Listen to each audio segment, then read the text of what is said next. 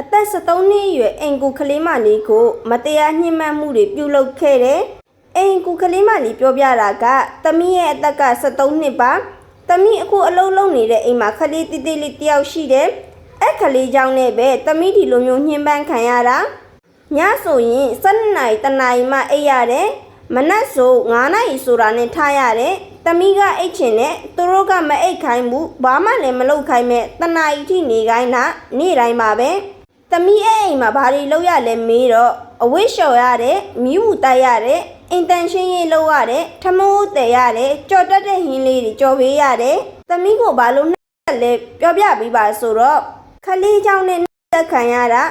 ခလေးကိုသမီးကမထိန်ရဘူးခလေးကိုကသမီးထိန်တာမဟုတ်ဘူးအင်ရှင်အမရဲ့ရောက်ခမကထိန်တာခလေးဆောင်ရင် तू ကလိုက်မဆွဲနိုင်ဘူးလိုက်မဆွဲတော့ခလေးကပြုတ်ကြတယ်ဒူးတွေကွဲပြီးနှစ်ဖူးတွေပါတွေရောင်းနေအဲ့ဒီလိုဖြစ်တိုင်းသမီးကိုပဲအပြစ်တွေလွှဲချပြီးသမီးကိုပဲရိုက်တယ်ဘလို့ရိုက်လဲပြောပြပေးပါအောင်လို့ပြောတော့ခေါင်းအောင်နဲ့ရိုက်တယ်ခေါင်းဖီးတဲ့ဘီးနဲ့ရိုက်တယ်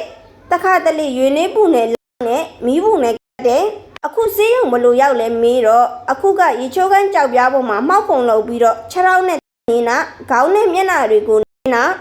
သမီးအိမ်ရောပြန်ရလားလို့မေးတော့တလားတခါတော့ပြန်ရတယ်အိမ်ပြန်ရင်အဖွားကိုအခုလို့ဖြစ်တာတွေပြောပြလားဆိုတော့သမီးမပြောရဲလို့မပြောပြဘူး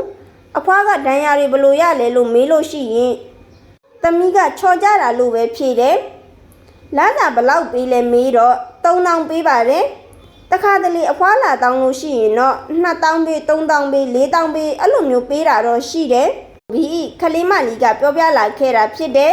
အခုလက်ရှိတော့ခလေးမလေးကစေယုံတင်ထားရတယ်နှစ်ဖူးမှာတော့နည်းနည်းလေးမောင်းနေတဲ့ဓာတ်မှန်တော့ရိုက်ပြီးသွားပြီအဖြေတော့မထွက်လာသေးဘူးဆရာဝန်ပြောပြတာကတော့အုံနောက်ထဲမှာသွေးခဲနေတာတွေဘာမှမရှိဘူးတာမန်အသားနာလို့ဖြစ်တဲ့သဘောပဲမနှက်ပြန်တော့မျက်လုံးကိုဓာတ်မှန်ရိုက်မယ်လို့ပြောတယ်ရှင်းနေတွေကလည်းနောက်ဒါမျိုးထပ်မဖြစ်အောင်လှုပ်ရှားရှိတာဆက်လက်ပြီးလှုပ်ဆောင်သွားမယ်လို့ပြောတယ်အခုကြည့်နေတဲ့သူတွေအနေနဲ့ရောခလေးမလေးကိုအခုလိုမျိုးဖြစ်တာနဲ့ပတ်သက်ပြီးဗာများပြောချင်လဲရှင်ပြောချင်တာရှိခဲ့လို့ရှိရင်လည်း comment ဒီမှာရေးသွားခဲ့ပြီးအောင်เนาะနောက်ထပ်ဗီဒီယိုတွေမှာလည်းနာမည်ကြီးနေတဲ့သတင်းအကြောင်းအရာလေးတွေကိုတင်ဆက်ပေးသွားအောင်မှာဖြစ်လို့ page လေးကို like and follow လေးလုပ်ခဲ့ပြီးအောင်เนาะနောက်ထပ်ဗီဒီယိုတွေမှာပြန်လည်ဆုံတွေ့ကြမယ်เนาะ